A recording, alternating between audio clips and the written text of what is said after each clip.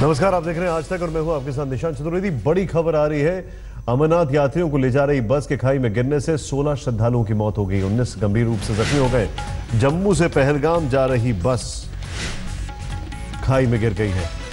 राहत और बचाव का काम युद्ध स्तर पर चल रहा है। घायलों को स्थानीय अस्पताल में भर्ती कराया गया है। बताया जा रहा है कि यह बस एकदम स्किड कर गई और गुलाटियां खाते हुए जो नीचे नाला है नचलान बेल्ट में रामबन के पास, वहां पर गिर गई दोपहर में। रामबन के जो एसएसपी हैं मोहन लाल ने यह बातचीत में कहा है। अश्विनी कुमार इस वक्त हमारे साथ है। अश्विनी, पूरी खबर बताएं।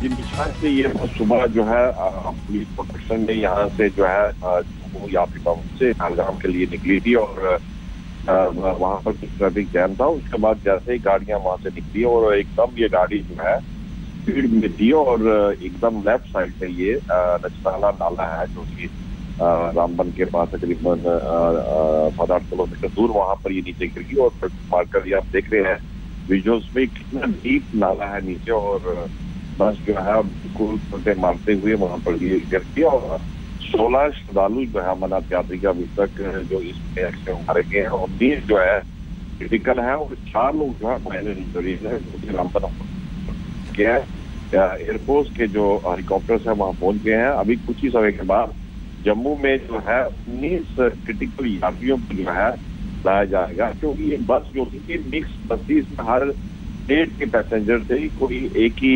राज्य के नहीं थे। इसमें अभी तक लग रहा है कि राजस्थान के कुछ लोग हैं इसमें। अभी कितने क्रिटिकल है, कितने उसमें जा चुके हैं, उसके लिए शुक्रिया जानकारी के लिए आपका। आइए आपको तस्वीरें दिखाते हैं किस तरीके से ये घटना घटी, क्या कुछ हुआ। ये देखें आप, खाई में बस गिरी, 16 लोगों की मौत की खबर आ रही है। अमरनाथ यात्री थे ये, रामबन के पास खाई में गिरी। राहत और बचाव का काम युद्ध स्तर पर चल रहा है। स्थानीय अस्पताल में घायलों को भर्ती कराया गया। एयरफोर्स के हेलीकॉप्टर भी गंभीर रूप से घायलों को एयरलिफ्ट करके रवाना कर दिया गया। हादसे की शिकार हुई बस का नंबर JK02Y0594 है।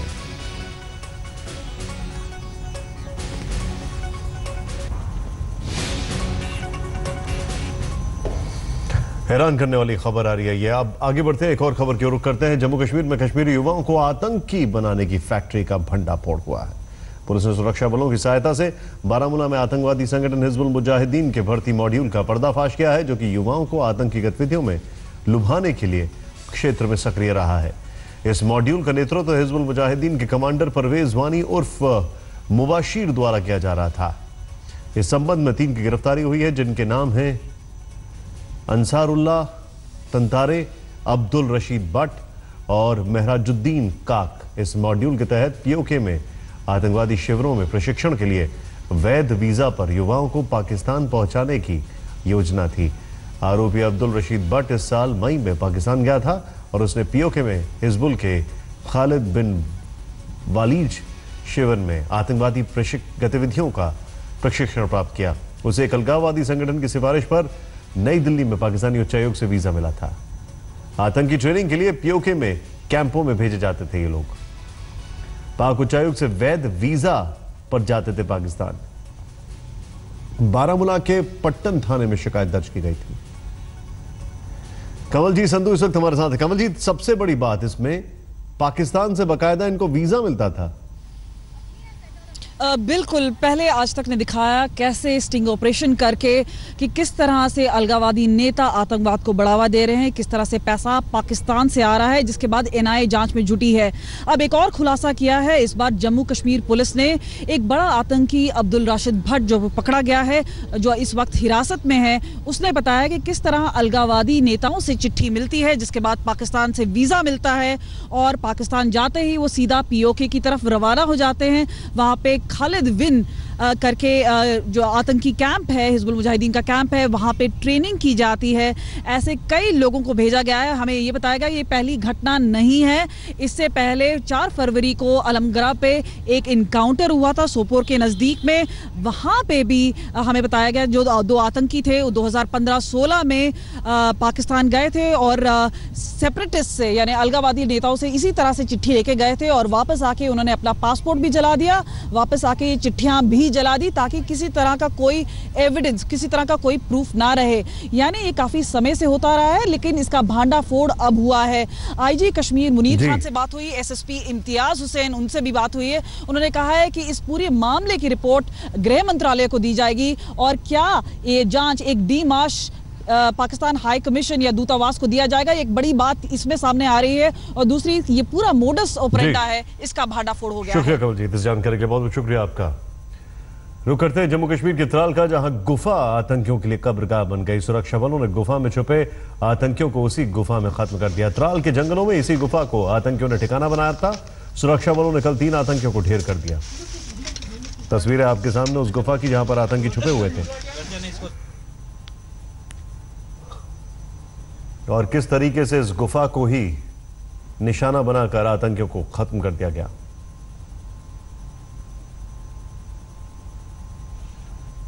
त्राल के जंगलों की यह खबर है। गाहे बगाहे वीडियोज आतंकियों के आते रहते हैं, लेकिन किस तरीके से यह आतंकियों को गुफा में ही खत्म कर दिया गया। 3 AK-47 राइफल मिली है। अभी और भी क्या क्या मिला है, इस सब की जांच चल रही है, लेकिन किस तरीके से इस गुफा को घेर कर इस गुफा को निशाना बनाया गया और इनको खत्म कर दिया गया। वीडियो बनाइए, वीडियो बन रहा है।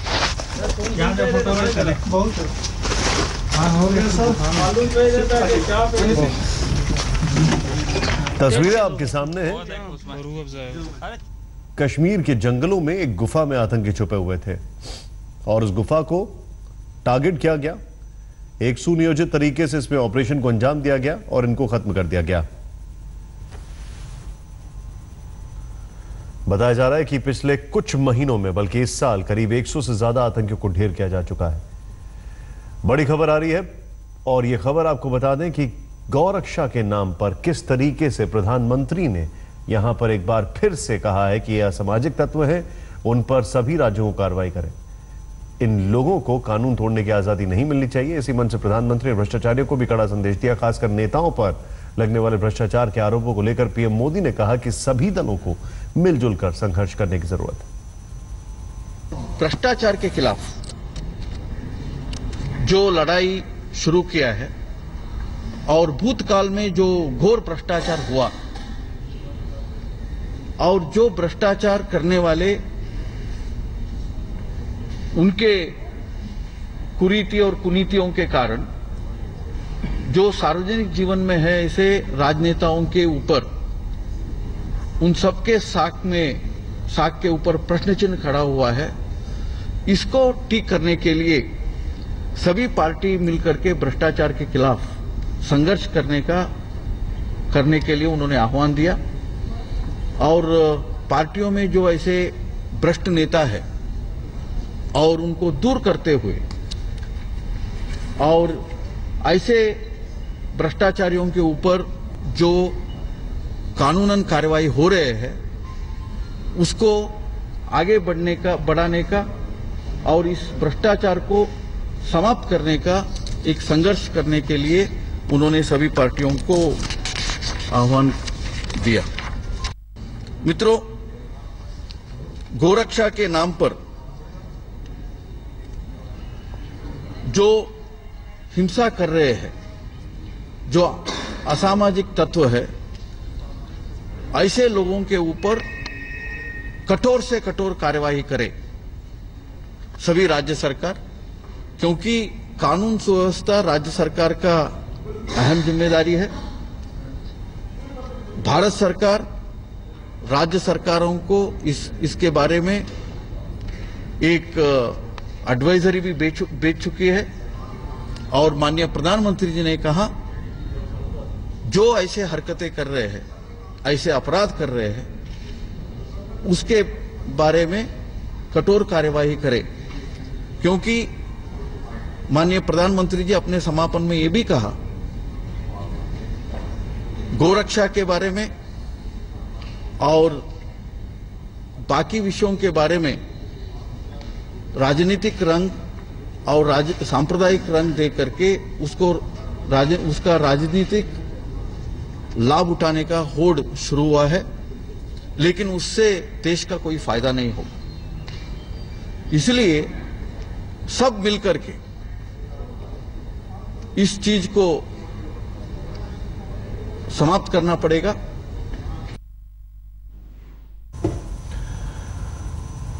बात अस्पताल में अग्निकांड की। यूपी के बड़े अस्पताल केजीएमयू में कल रात की आग में 5 लोगों की मौत हो गई। 2 नवजात बच्चे शामिल हैं। अस्पताल प्रशासन की दलील है कि मौत की वजह आग नहीं है। मुख्यमंत्री योगी आदित्यनाथ ने घटना की जांच के लिए कमिश्नर की अगुवाई में 3 सदस्यों की टीम बना दी है, जो 3 दिन में अपनी रिपोर्ट देगी।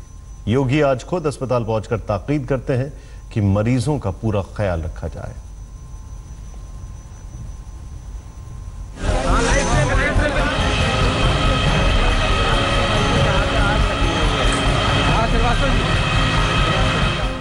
लखनऊ के सबसे बड़े मेडिकल कॉलेज में आग लगी तो मरीजों और तीमारदारों में मच गई भगदड़।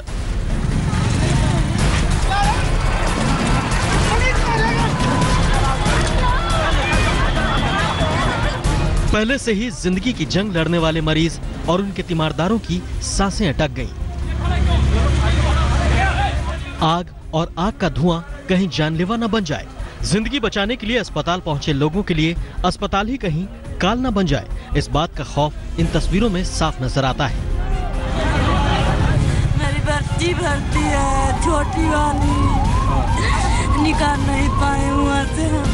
आग की लापरवाही में बस्ती से नवजात बच्ची का इलाज कराने आई ये महिला काफी देर तक अपने बच्चे की फिक्र में हलकान होती रही। आग के बाद मची इस अफरा तफरी और इलाज में कमी की वजह से कुछ मरीजों की मौत हो गई, लेकिन सरकार और प्रशासन मौत की वजह आग को नहीं मानता है। प्रशासन का कहना है कि आग लगने के बाद मरीजों को दूसरी जगह शिफ्ट करने की वजह से इलाज में कुछ कमी आई, जिससे कुछ गंभीर मरीजों की मौत हो गई। मेडिकल कॉलेज में आग से यहाँ के इंतजामों की पोल खुल गई है, जिसे लेकर मरीजों और तीमारदारों में सख्त नाराजगी है। ये पोजीशन थी, इस तरीके से भगदड़ मची है कि साथ छोटे छोटे बच्चे, तो उनको निकालना बहुत मुश्किल पड़ गया था। मैंने एक बच्चों को निकाला। यहाँ ना तो कोई पानी की व्यवस्था है, हॉस्पिटल में पंप भी फेल है और दूसरा कोई भी प्रशासनिक व्यवस्था नहीं। आग केजीएमयू के ट्रॉमा सेंटर के दूसरे फ्लोर में शनिवार शाम करीब 7 बजे लगी। आनन फानन में सभी मरीजों को वहां से हटाया गया और केजीएमयू की ही दूसरी इमारत में शिफ्ट किया गया। मरीजों के तीमारदार जो परिजन हैं वो अपने अपने मरीजों को लेकर भागे। कुछ डॉक्टरों ने, कुछ स्थानीय लोगों ने वहां मदद की और ये पूरा बगल का जो शताब्दी भवन है, शताब्दी अस्पताल है, उसमें इन्हें शिफ्ट किया गया। अब आप देख सकते हैं कि ये जो इमरजेंसी का इलाका है, इसमें दर्जनों की तादाद में जो मरीज हैं वो लाए गए हैं। गंभीर से गंभीर मरीजों को शिफ्ट करना पड़ा है और कई लोगों की हालत सचमुच बहुत खराब है। इस दौरान दमकल की कई गाड़ियां, साथ ही कई तीमारदार भी आग में फंसे लोगों को निकालने में जुट गए। इतना ऊपर धुआं फैला हुआ था, किस चीज का धुआं फैला था, लेकिन उससे जब वो जो धुआं था उससे सांस नहीं मिल पा रही थी। बताया जाता है कि आग दूसरे फ्लोर पर बने एक गोदाम में लगी, जिसका धुआं मरीजों के कमरे तक पहुंच गया और आग लगने के बाद अस्पताल प्रशासन की बड़ी लापरवाही भी सामने आई। फायर अलार्म सिस्टम काम नहीं किया, इमरजेंसी गेट नहीं खुले, चाबियां नहीं मिले, ट्रैफिक के कारण देर से पहुंची दमकल की गाड़ियां, मरीजों को ले जाने के लिए स्ट्रेचर तक कम पड़े, मरीजों को भगवान भरोसे छोड़ दिया गया, शिफ्टिंग के लिए ऑक्सीजन की व्यवस्था नहीं थी। सवाल मुख्यमंत्री योगी के लखनऊ के सबसे बड़े मेडिकल कॉलेज की आग था, लिहाजा स्वास्थ्य मंत्री और कानून मंत्री जिसका की ये इलाका है वो भी मौके पर पहुंचे। मुख्यमंत्री योगी आदित्यनाथ ने रविवार की सुबह अस्पताल का दौरा कर मरीजों का हाल लिया। केजीएमयू अस्पताल में योगी आदित्यनाथ मुख्यमंत्री हैं, वो यहाँ पर दौरा कर रहे हैं। कल रात को यहाँ पर हादसा हुआ था और 5 लोगों की मौत हो गई थी। उसके बाद यहाँ पर आप देख पा रहे हैं जो मुख्यमंत्री योगी आदित्यनाथ है वो एक एक करके अस्पताल में जा रहे हैं।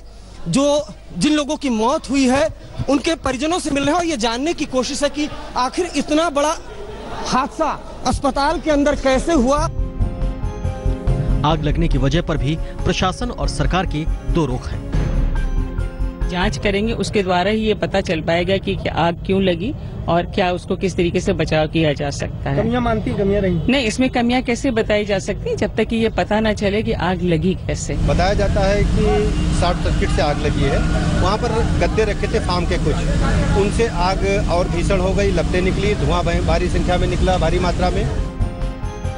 मुख्यमंत्री योगी आदित्यनाथ ने लखनऊ कमिश्नर की अगुवाई में 3 सदस्यों की टीम बना दी है, जो 3 दिन में मेडिकल कॉलेज में आग लगने की इस घटना की जांच रिपोर्ट सौंपेगी।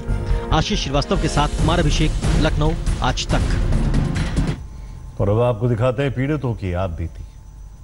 ये साहब हमारे बड़े भाई साहब कल एडमिट हुए थे, एक्सीडेंटल केस था उनका और सिर में चोट आई हुई थी, न्यूरो सर्जरी विभाग में वो एडमिट किए गए और शाम को 7, सवा 7 बजे इसमें धुआं उठने लगा और धीरे धीरे करके पूरे वार्ड में धुआं छाने लगा। तो सब लोग अपने अपने मरीजों को लेकर के जाने लगे। हम भी अपने मरीज को ले जाना चाह रहे थे, लेकिन ऑक्सीजन लगी हुई थी, ऑक्सीजन निकाल रहे थे तो खतरा लग रहा था और ऑक्सीजन का गैस, वो ऑक्सीजन सिलेंडर हमको वहाँ पर मिल नहीं पा रहा था। और हम उत्तर प्रदेश विधानसभा में विस्फोटक मिलने के लगातार दूसरे दिन भी मॉक ड्रिल की गई है। विधानसभा में सुरक्षा कर्मियों ने मॉक ड्रिल कर अपनी तैयारियों का जायजा लिया।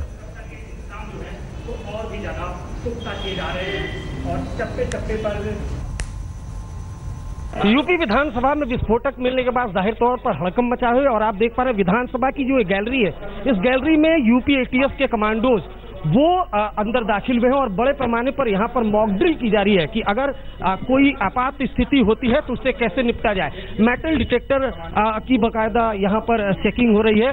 उसके अलावा आप देख पा रहे अब ये विधानसभा की गैलरी से निकलकर जो कमांडोज है वो दूसरी तरफ जा रहा है। इसी तरीके से पूरे विधानसभा परिसर की अगर बात की जाए तो यहाँ पर मॉक ड्रिल की जा रही है। यूपी एटीएस की टीम वो यहाँ पर है, कमांडोज की टीम है वो यहाँ पर है। उसके अलावा तमाम आप देख पा रहे हैं अब ये दूसरी तरफ दाखिल हो रहा है। एक पूरे सिस्टमेटिक तरीके से मॉक ड्रिल यहाँ पर की जा रही है, जबकि दूसरी तरफ आप देख पा रहे हैं जो विधानसभा का परिसर है वहाँ पर जो सचिवालय की सुरक्षा में तैनात पुलिसकर्मी है वो ऊपर की तरफ आप देख पा रहे हैं वहाँ पर तैनात है।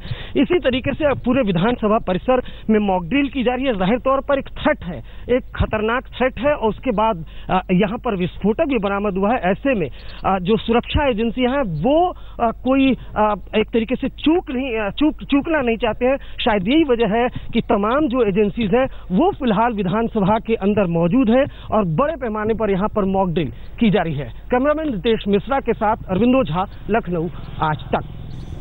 वक्त एक ब्रेक का, आप कहीं मत जाइए, देखते रहिए आज तक। अब जो खबर हम आपको दिखाने जा रहे हैं वो एक बड़ी नसीहत है। लिफ्ट के साथ कभी खिलवाड़ नहीं करना चाहिए वरना जान जोखिम में आ सकती है। पटना में एक ऐसा हादसा सामने आया जो बड़ी सीख देता है।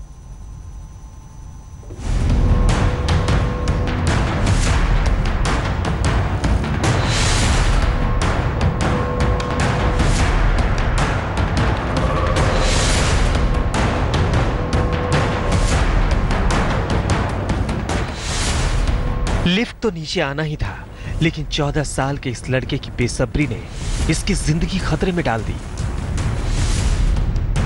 लिफ्ट कितनी देर में नीचे आ जाएगी ये देखने के लिए इस लड़के ने लिफ्ट को देखा, लेकिन इस बीच इसका सिर लिफ्ट के बीच में आ गया और इसी दौरान तेजी से नीचे आती लिफ्ट इसके सिर से आ टकराई और ये बेचारा जख्मी होकर जमीन पर गिर पड़ा।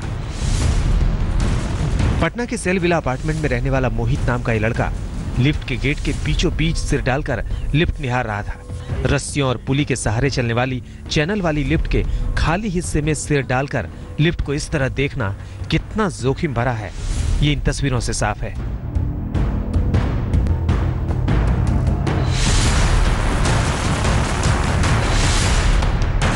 मोहित की हालत बेहद नाजुक बनी हुई है, उसे पीएमसीएच में भर्ती कराया गया है।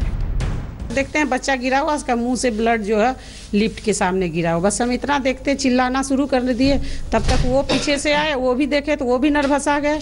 तब तो हम लोग आए, सारा अपार्टमेंट के लोग, उसके बाद सब उस बच्चा को उठा के पीएमसीएच ले गए। मोहित अपार्टमेंट में काम करने वाले गार्ड का भतीजा है जो एक दिन पहले ही इस अपार्टमेंट में आया था। ये वारदात इस बात की चेतावनी है कि लिफ्ट के साथ किसी तरह का खिलवाड़ जान जोखिम में डाल सकता है। सुजीत कुमार, पटना, आज तक।